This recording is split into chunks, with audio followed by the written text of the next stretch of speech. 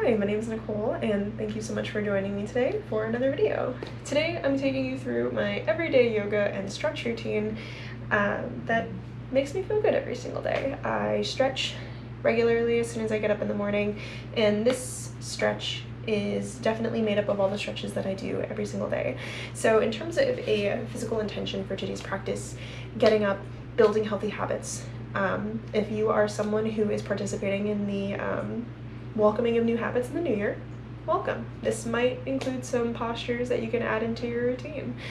This is about 10 minutes of flowing, so nothing too crazy. That's why I like to incorporate it in my mornings. It's full body, so we make sure we tackle everything. And if you're looking for more of a mental, intellectual, or spiritual intention, we'll take on the intention of tuning into body and our needs as soon as we wake up in the morning, and then honoring those needs. So really tapping in to ourselves, seeing what it is we need, seeing how we feel prior to and after class, and we'll go ahead and get started. I won't waste any more time. Let's just get flowing, right? Okay. We're gonna come into our tabletop first, shoulders over our wrists in a nice straight line. Knees are gonna come to the width of the mat, big toes touch, send the hips back. Walk the hands toward the top of the mat. We're starting in a child's pose. If you have blocks on hand and you want a little bit of a variation here, slide that under the hips, under the pelvis. The hips, pelvis, and the legs are usually pretty tight first thing in the morning, so really like to stretch those out. So, coming into that child's pose. Now you can come up onto your fingers in this wild child's pose, and then just kind of arch your chest forward if you're having a little bit of tension in the shoulders. I know I kind of sleep a little funny sometimes, like my head on top of my arm and my arm is just across the bed. So sometimes I wake up with a little bit of tightness. So this really helps open up that area. And we're gonna hold here just a couple breaths.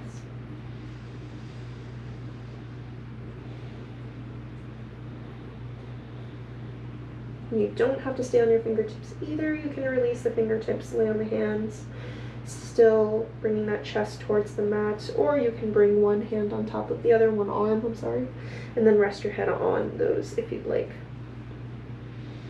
Good. Inhale, lift through the fingers if you're not already. Walk those hands slightly in. Let's come up and let's send our feet back directly behind us, right behind the knees. Coming back almost into a tabletop, but it doesn't have to be perfect. Now we're going to take a wrist stretch. So similarly to the legs, the arms can be pretty tight, especially if you work like a 9-to-5 job. So let's stretch those out real quick. We're going to take the right hand, be careful here, and you're just going to turn however much the right hand can go. So for me, my fingers will point to my knees, and then I'm going to press that hand into the earth or into the mat. Same thing with the other hand, and you can walk these in if you'd like. And then once you're here, nice deep inhale as you send the hips back, and again feel free to walk them in if you want to, or are able to take a full sit here, and then gazing up, pressing up away from the hands, away from the mat. A little bit of a stretch here. Breathe. You definitely want to be gentle with postures like this, but their benefits are also really fantastic.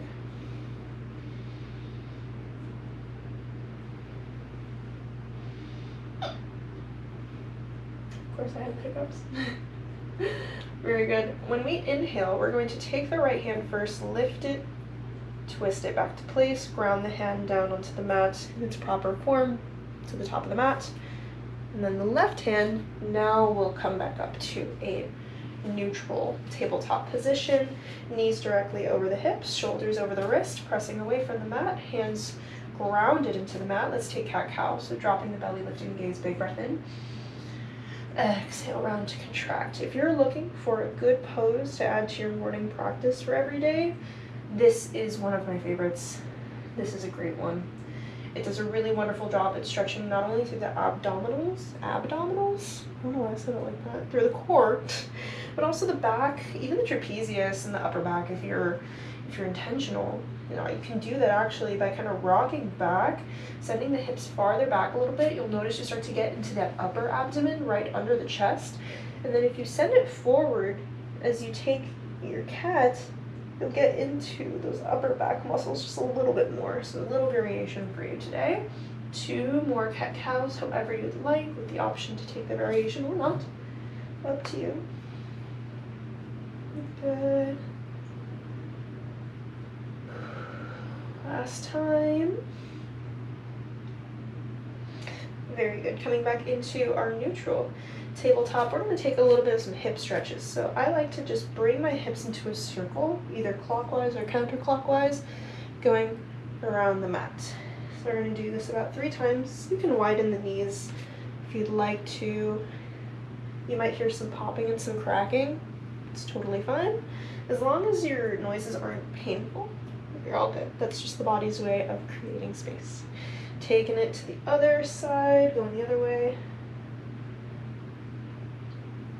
Just a couple rounds here. Oh, there's one now. Very good. And then tuck the toes, lift the hips straight up and back, coming into our first downward facing dog.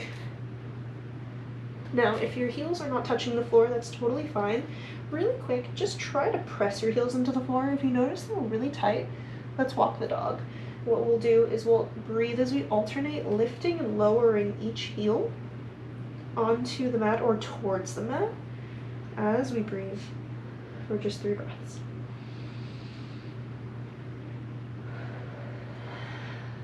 Using the hands, pressing away from the top of the mat, toes. Our eyes are gazing down towards the toes, pressing the chest towards the bottom of the mat. You can also place some blocks under the hands as well. Very good. All right. From here, you are going to take your right knee and start to drag it forward to step it in between your hands, coming into our runner's lunge. You can also, again, place blocks under here to give yourself a little bit of height. Pressing up and away from the mat, we're going to hold here just a couple deep breaths. Pressing into the heel, grounding through all 4 corners of the right foot.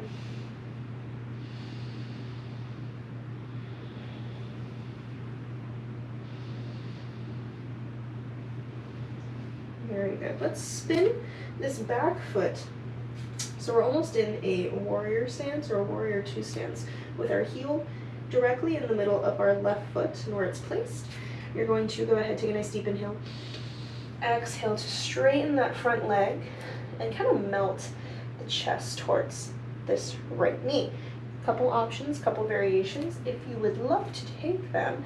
One being you can flex the front of your foot as you kind of melt a little bit more forward. That will intensify the stretch. Or you can even decide to take a twist, leaving the right hand on the mat, left hand comes up, and you can gaze up at your left hand if you'd like. Whichever feels best in the body. I alternate personally between the 2 in my own practice. So whatever you're feeling today.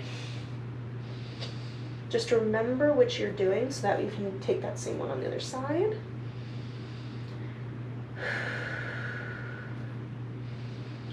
Good. Turn the back toes forward as you inhale the right leg, come back to that runner's lunge. Exhale, lower the left knee down to the mat, untuck the toes, and imagine pressing into that left hip flexor.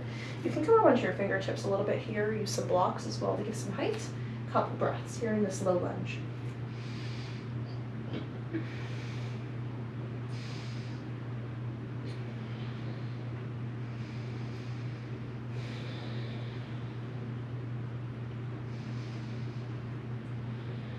Very good. Coming back onto the palms, tuck the back toes, lift the back legs. Inhale, step it back. Coming back into our downward facing dog. Now before we do the other side, we're actually not going to come into child's pose, we're going to keep moving. So we're going to take just 2 spinal waves, flowing to plank, and then as soon as we arrive there, flowing back into downward dog, however you'd like to do that. So just 1 more of those, come back to downward facing dog. Check to see if your heels are just a little bit closer to the mat, just tuning in, and then we'll take the left side. So guiding the left knee and left foot in between the hands, coming into our runner's lunge, hold here. Any variations you took on the last side, you can take now.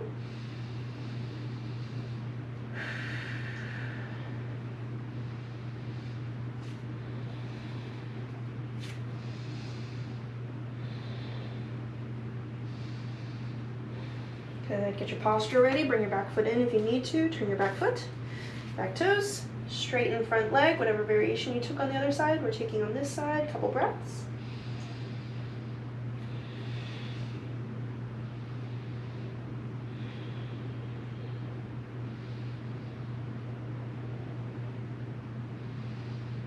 Good, ground your toes if they were up. Turn your back foot once more as you bend into that front leg.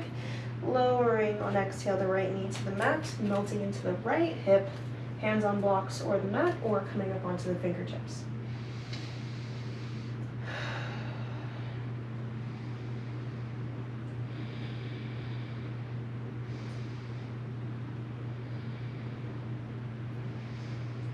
Very good. Pressing the palms into the mat, tuck the back toes, lift the back knee. Inhale, step it back. And when you're ready, take 2 spinal flows. Inhaling as you roll forward to plank. Exhaling to come back up. Very good. One last time. And as you come back to that downward facing dog, on your next exhale, knees to the width of the mat, big toes touch again. Let's revisit child's pose. Very well done.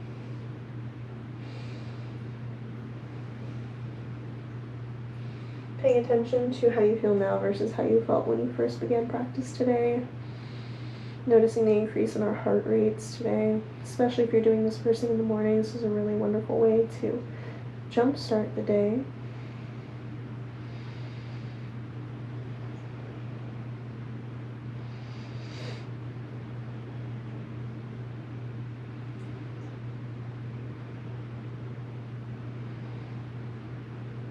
Two more breaths here. Very good. We'll bring ourselves up onto our fingers. Come in. And just take one last little pose here. Bringing the soles of the feet together to touch. Hands can come interlaced under the toes. You can take a couple different variations here. You can just leave as is. You can take some butterflies, or you can use your arms to press into the legs as you kind of lean forward to open up the hips a little bit. Really allowing to start our breath back to its neutral rhythm here, its natural state, where we're more observing of it rather than trying to control it.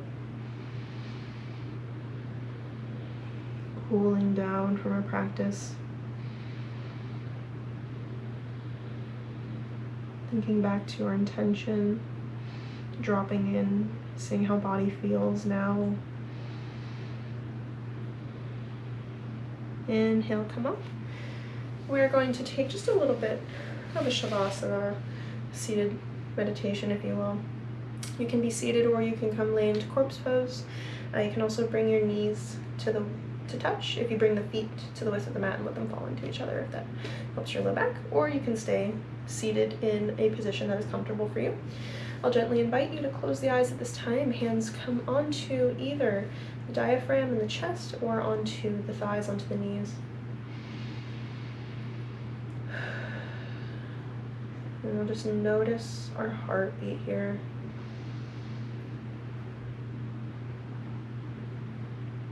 Noticing that it's reflecting the work that we've just done for ourselves. No matter how busy our day ahead is, that we've taken some time for ourselves before it starts, some time to do something that genuinely makes us feel good. And I will leave you to just drop into body real quick. Do a quick scan of how you feel from your head to your toes. I'll let you ponder that for just a couple moments, and then I'll let you know when it's time to come up.